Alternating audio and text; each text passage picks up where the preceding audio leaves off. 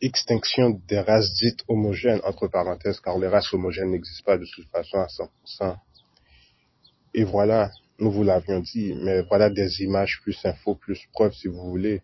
Le fait est que si une race est en extinction, l'argument fait est qu'une autre race remplace en valeur numérique la dite race. Et c'est en fait le cas, mais pas exactement. Pas comme cela est vraiment démontré. Car en recherchant toutes soi-disant races homogènes, sont en voie d'extinction. Toutes les races dites homogènes sont en voie d'extinction. Les blancs, comme les noirs, et même les sémites sont en voie d'extinction. Tous sous différentes facettes et menaces, et ceci à cause du fameux script, celui du nationaliste. Alors pour la population blanche ou caucasienne, je prends les échantillons aux États-Unis, et vous pouvez faire le parallèle avec les populations européennes, car c'est en fait la même situation avec des endroits géographiques différents. Pour la population caucasienne, nous prenons principalement l'Europe, l'Amérique du Nord, une partie de l'Océanie, avec en tête la Nouvelle-Zélande et l'Australie. En Océanie, il est dit qu'en 2045, une bonne partie des différents pays caucasiens auront pour minorité ces mêmes caucasiens. Il est cité généralement à cause de la migration de 1, et à cause du fait qu'il ne féconde pas assez de 2. Bien que je ne peux vérifier pour sûr le second point qui avait été apporté est qu'il ne féconde pas assez, et nous vous disons que nous ne pouvons être sûrs pour ce point à 100%, car il y a beaucoup de confusion et vous allez voir pourquoi. Et ceci non pas seulement pour les caucasiens, mais pour les autres races. Et ceci prend en compte le phénomène extraterrestre. Et je vais vous lire un extrait. J'ai lu le nouveau livre du docteur David Jacobs, professeur d'histoire à l'Université du Temple, concernant sa recherche extensive pour ce qui est des phénomènes des abductions extraterrestres. Le docteur Jacob dit qu'après de nombreuses années de recherche rigoureuse, il sait pourquoi les extraterrestres sont là et qu'il est effrayé. Il postule que la reproduction de progéniture est l'objectif primaire, la facette occulte du phénomène d'abduction. Est-ce le postulat correct? En partie, mais ce n'est pas le truc complet. Existe-t-il une raison dominante? Remplacement de qui? De vous. Remplacement de qui? De nous autres. Donc, ce qui est dire que les extraterrestres sont en train de reproduire des hybrides afin de remplacer la majorité des personnes qui vivaient au sein de la surface terrestre au XXIe siècle. Donc, voyez-vous où nous voulons en venir? Lorsque nous parlions du fait que des gens disparaissaient dans la rue et d'autres têtes apparaissaient, eh bien, ces personnes ne sont pas à 100%, de la même espèce que vous. Et vous pouvez le savoir car l'énergie est différente. Et comment savoir cela? Car lorsque vous commencez à interpréter les tendances énergétiques, vous commencez à vous rendre compte de qui est normal, de qui ne l'est pas. Et pourquoi ceci? Car leurs atomes, au niveau de l'atome cellulaire, ils fluctuent de façon différente. L'atome fluctue de façon différente à travers le concept de l'espace-temps, et c'est ainsi que nous savons que ce ne sont pas les mêmes espèces, que ce n'est pas la même espèce. Existe-t-il une raison dominante? Remplacement de qui? De vous? Que voulez-vous dire? La création d'une nouvelle race d'hommes ou l'enlèvement d'hommes spécifiques afin de les remplacer avec des clones ou peu importe? La première option majoritairement, la création d'une nouvelle race d'hommes. Voyez, si quelqu'un désire créer une nouvelle race, quoi de mieux que d'hybrider en masse, puis réincarner en masse, spécialement lorsque l'espèce hôte est pour toujours ignorante, contrôlée et anthropocentrique. Quel environnement magnifique pour destruction et conquête totale de remplacement. Voyez donc. Maintenant, qu'est-ce qui se passe? Je vais vous lire le truc au Japon. Vous vous souvenez de Monsieur Robotostix? Donc, c'est pareil aussi au Japon. Et je sais que vous avez vu ces vidéos où ce qu'il a dit que les Japonais ne reproduisent plus.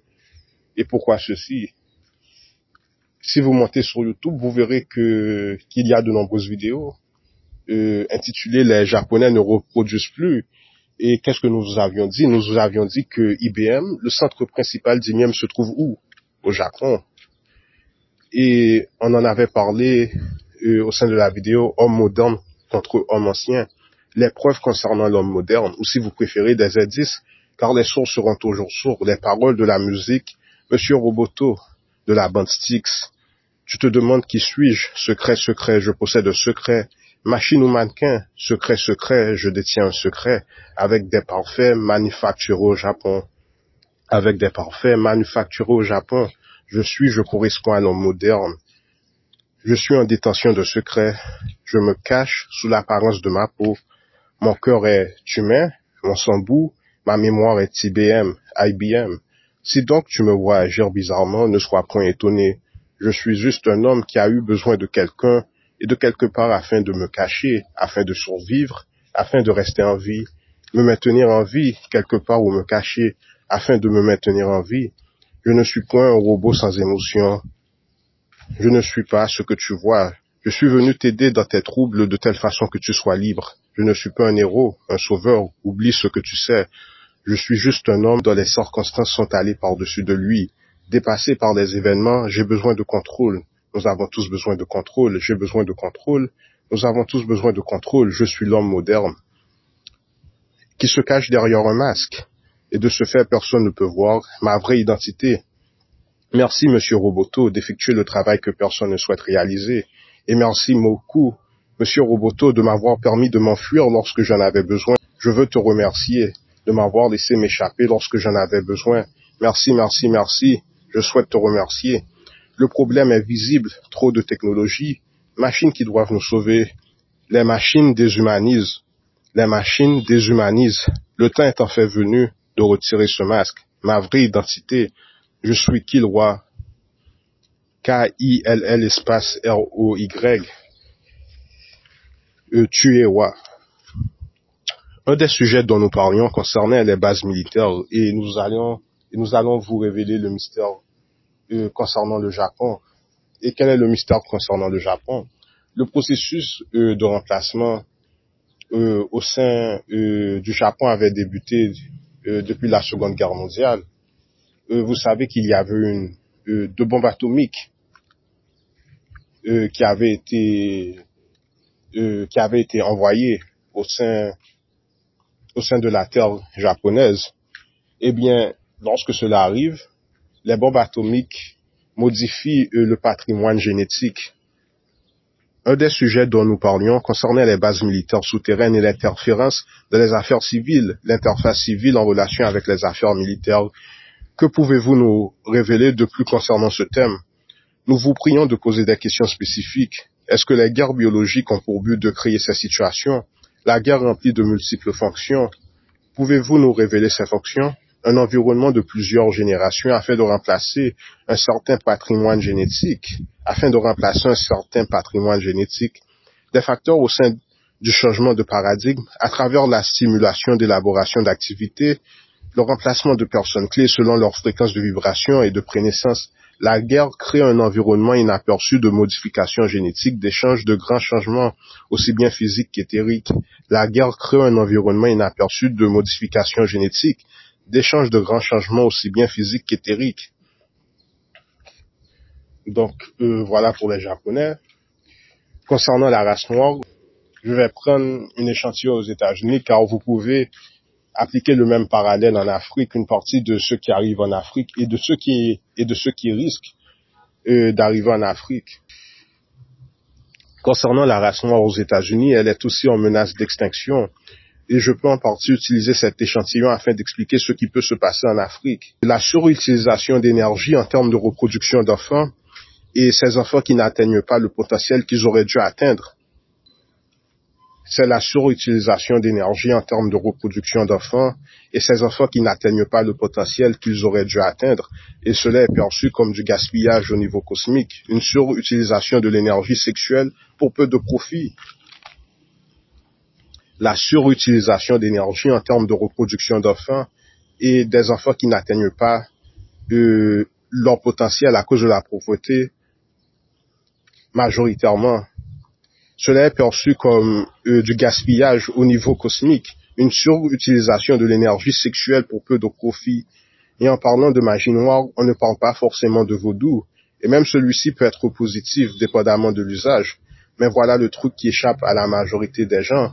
Coucher simplement afin de coucher sans but, et sans faire de profit par rapport à cette activité de la magie noire. C'est-à-dire que si vous avez des enfants, vous devez investir en ces enfants. Et en Afrique, il existe un dicton, les enfants représentent de la richesse. Et ceci est un ancien dicton. Et actuellement, la potentialité, ces enfants qui sont nés, la plupart d'eux, n'atteignent pas leur pleine potentialité, même si cela commence à changer un peu. Mais cela est perçu au niveau cosmique comme de la surutilisation d'énergie, et cela est perçu comme une dette. Et si vous ne comprenez pas, vous savez que lorsque vous avez des enfants, dans vos anciennes civilisations, vous deviez faire l'enfant se former de telle façon qu'il réalise sa potentialité au maximum. Et puis il y avait le maxime égyptien, connais-toi toi-même. Et en fait, ce maxime signifie que vous devez atteindre votre propre potentiel. Donc voilà, lorsque les gens ont des enfants, et ces enfants n'atteignent pas leur plein potentiel, c'est ce qui arrive. Et cela, au niveau du cosmos, est perçu comme une dette, car la reproduction n'est pas gratuite. Et les ancêtres qui ont permis l'incarnation de vos enfants émettent une grande quantité de crédit. Et cela, vous comprenez, c'est perçu comme du gaspillage. Donc voilà le problème principal en Afrique noire principalement, et aux États-Unis et dans les autres pays noirs. C'est la surutilisation de l'énergie sexuelle principalement, et du fait que les enfants qui naissent de cette énergie sexuelle, le fait que ces enfants n'atteignent pas leur potentiel. Et les relations intimes concernent une science afin d'améliorer la vie, la qualité de vie des gens, un rituel afin d'actualiser sa situation et générer du profit.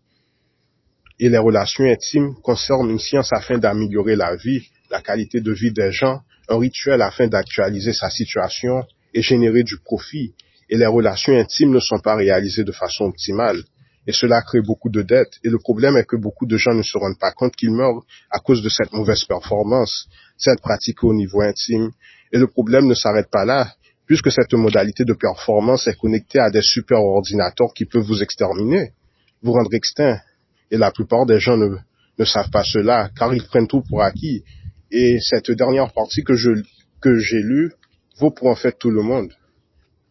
Et le problème ne s'arrête pas là, puisque cette modalité de performance est connectée à des superordinateurs, les relations intimes qui peuvent vous exterminer, vous rendre extinct, et la plupart des gens ne savent pas cela, car ils prennent tout pour acquis, que tout est gratuit dans ce monde.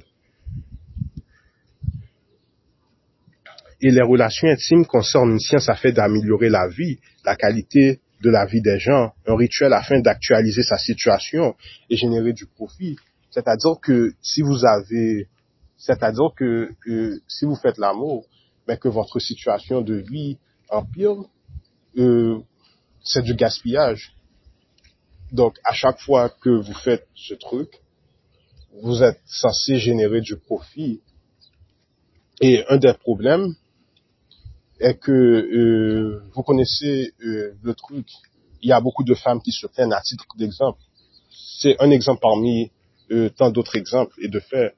Mais les femmes disent que les relations intimes sont souvent à sens unique. C'est-à-dire que ces femmes ne sont pas satisfaites. Et la plupart des femmes ne sont pas satisfaites. Donc c'est un des problèmes à pointer du doigt. Donc, au sein d'une vraie relation intime, afin de générer du profit, les deux parties sont censées sortir de cette relation satisfaite. Et ce n'est pas censé être une relation à sens unique, c'est-à-dire où l'homme décharge seulement son plaisir. Et voilà pourquoi je pense que j'avais lu un extrait où le type que je cite généralement avait dit que les frérots de 5 minutes ou de 10 minutes vont disparaître de ce monde. Extinction sexuelle, voilà de quoi je parle. Maintenant, pourquoi il y a autant de problèmes dans le monde? Maintenant, pour le truc des Sémites, qui des Sémites, les Arabes au Moyen-Orient, qui des Sémites, ils se trouvent sous la menace nucléaire constante.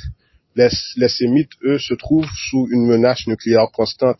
Il semble que les Sémites du futur sont actuellement ceux vivant en Europe et non vraiment au Moyen-Orient à cause de la menace nucléaire constante.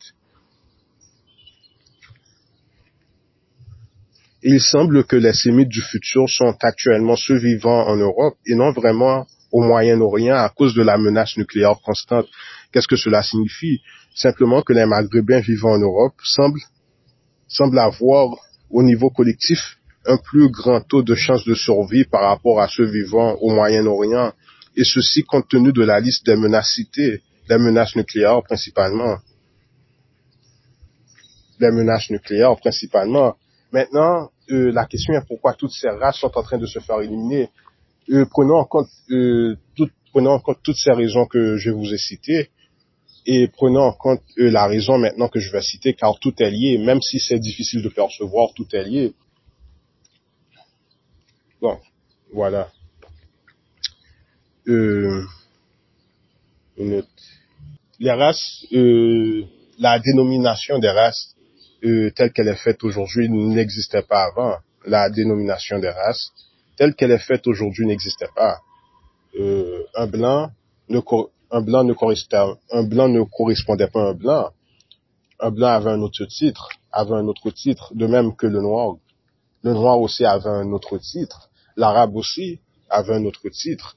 Tout ça, ce sont des lois colorables, car nous vivons sous l'auspice des lois colorables. Et les lois colorables constituent en fait un piège, car je vous avais dit que toutes ces races dites soi-disant homogènes se trouvent sous l'échantillon d'une capsule de temps. Donc, lisons, une réclamation colorable est une étant plausible légalement. Une réclamation colorable est une étant plausible légalement, mais pas nécessairement vrai. Cela signifie que la réclamation au niveau de l'argument est assez convaincante afin que celui-ci soit considéré valide si le fondement et la base juridique est correcte et que les faits peuvent être prouvés au niveau de la cour. Notez que la réclamation n'a pas nécessairement à finir gagnante et triomphante. Le terme couleur de la loi décrit et définit une action officielle qui a une apparence de droit légal ou la prétention de droiture et qui s'ajuste donc par rapport à la couleur de la loi, à la dite circonstance, bien que cette action d'apparence légale est en fait illégale. Le terme couleur de la loi décrit et définit une action officielle qui a une apparence de droit légal ou la prétention de droiture et qui s'ajuste donc à la couleur de la loi et à la dite circonstance, bien que cette action d'apparence légale est en fait illégale. La couleur de la loi fait référence à l'apparence de l'autorité légale ou encore un droit légal en apparence qui n'existe point. La couleur de la loi fait référence à l'apparence de l'autorité légale ou encore un droit légal en apparence qui n'existe point. Maintenant, la définition de colorable. Quelque chose qui possède l'attribut de pouvoir être coloré apparaît comme justifiable ou correct, mais qui ne l'est pourtant pas. Quelque chose de déceptif, prétendument plausible.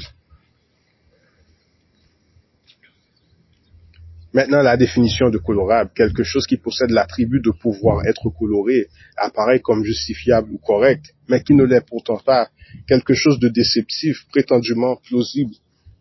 Donc voilà les pièges du truc du nationaliste. On nous a fait prendre la dénomination de loi colorable, bien que ces lois n'existent pas vraiment. Et ceci car ces lois se trouvent sous un échantillon d'extinction, car nous avons une date d'expiration. Donc, c'est pourquoi les Noirs, comme les Blancs, et tout ceci sont menaces d'extinction.